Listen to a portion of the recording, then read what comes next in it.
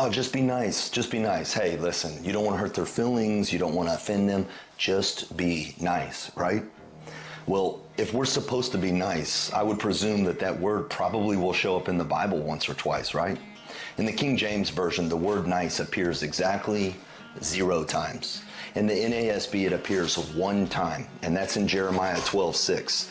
And when we look to Jeremiah 12:6, what is the context? It says, "For even your brothers and the household of your father, even they have dealt treacherously with you.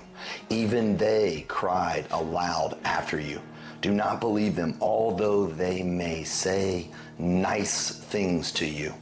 The reality is the reason that we love to be nice to people is because we're afraid to offend them in a way that the conflict comes back to me. Maybe there, is this conversation that happens and now I'm trying to prove I'm right and prove them wrong and back and forth. But the reality is that's not what it's about. We're not supposed to be nice to people. Am I giving you a license to kill? No, I'm giving you a license to thrill. When you go hop on a roller coaster, you know you're not going to die, and yet you feel the thrill. Why is that? Because it has a little fear attached to it. And being honest with those that you love, and being honest with people when you have a distinctly different point of view, it is going to have a little bit of fear associated. That's okay, that's normal. I feel that fear as well. And I consider myself a man of character, a man of action, and I too also feel that fear. So it's okay that you do. So if the word nice doesn't appear, what is the summation of how we're supposed to act? Well, we're supposed to act with love.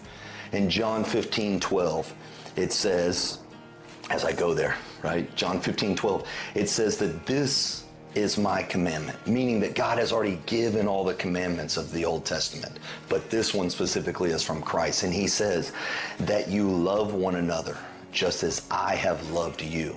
Is that going to be hard to do? I don't know. Let's see. What's the next verse say? It says, greater love has no one than this, that one that lay down his life for his friends. We, if we're to live like Christ, have to be willing to lay down our own comforts to be honest and loving with our brother. That being said, remember that Christ also says to take the telephone pole out of your eye before you try to take the splinter out of your brother's eye. Challenge yourself with humility first and say, maybe I'm wrong. Maybe there's something I should be gleaning from this. But if I genuinely think that my brother or my sister are headed down a path that is not grateful for their life, it's not going to help their life, then it's my duty to lay down my fears, to love them and be honest with them. And I need to lower my expectations that I'm going to say it and they're instantly going to feel great about it. That's not the way it works.